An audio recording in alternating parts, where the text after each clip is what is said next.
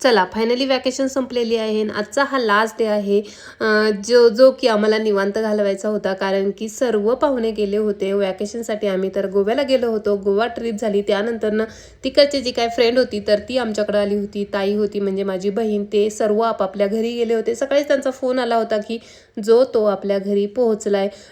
आमची मस्त मॉर्निंग झाली होती. सकाळी चहा वगैरे घेतल्यानंतर ना मला भाजी बनवायची होती आणि हे जे काय हरभरे होते ना तर ते आम्ही गोव्यावरनं येताना घेऊन आलो होतो एका टोल नाक्यावरनं. खरं तर हरभरे आणले होते ते भाजून खाण्यासाठी, जे काही घाटे म्हणतो ना आपण, तर ते पण ते खायलाही वेळ मिळाला नाही आणि भाजायलाही वेळ मिळाला नाही. सर्व पाहुणे गेल्यानंतर मात्र आज त्याची भाजी बनवायची मी ठरवली. आणि आता भाजी बनवायची तर म्हटलं चला भोगीची भाजीच होऊन जाऊ द्या, जी की आपण संक्रांतीला बनवत असतो. म्हणजे संक्रांतीच्या आदल्या दिवशी जी भाजी बनवली जाते, मिक्स भाजी म्हणतात आमच्या तिकडे, तर तीच भाजी मी आजच बनवून घेतली होती. सर्व जे काय होतं माझ्याकडं, फक्त वालपापडी वगैरे होती ना तर तीच नव्हती, बाकी जेही होतं माझ्याकडं अवेलेबल ते सर्वांची ही मिक्स भाजी बनवली होती. खूप छान झाली होती, टेस्टी. जेवण वगैरे झाल्यानंतर ना म्हटलं थोडंसं गार्डनमध्ये जाऊन येऊयात.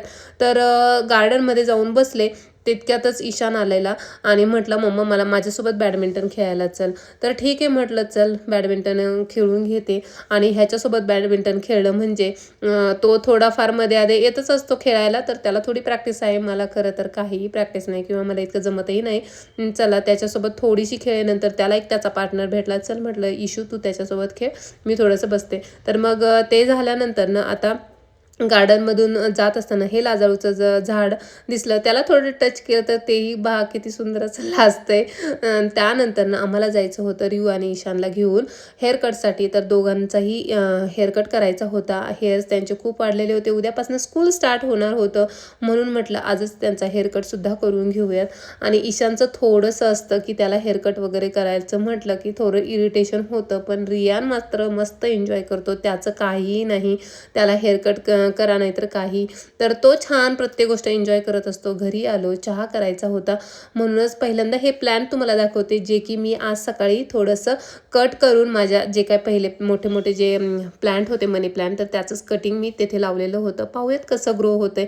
त्यानंतर हायपर मार्केटमध्ये ऑफर सुरू होत्या, म्हणूनच त्याच्यामध्ये जायचं ठरवलं आणि घ्यायचं होतं फक्त दूध. पण जवळजवळ 1100 रुपयाचं बिल करून आम्ही बाहेर पडलेलो. आणि आज होती हायपर मार्केटची 5th ॲनिव्हर्सरी, म्हणून थोडंसं फंक्शन होतं, तेथे बसून थोडंसं एन्जॉय करूयात म्हटलं. पण रियानने मात्र काही एन्जॉय करू दिलं नाही, काही पाहू दिलं नाही. त्याला भलत्याच गोष्टी हव्या होत्या, म्हणून डायरेक्ट घरी आलो. असा होता आमचा दिवस. बाय.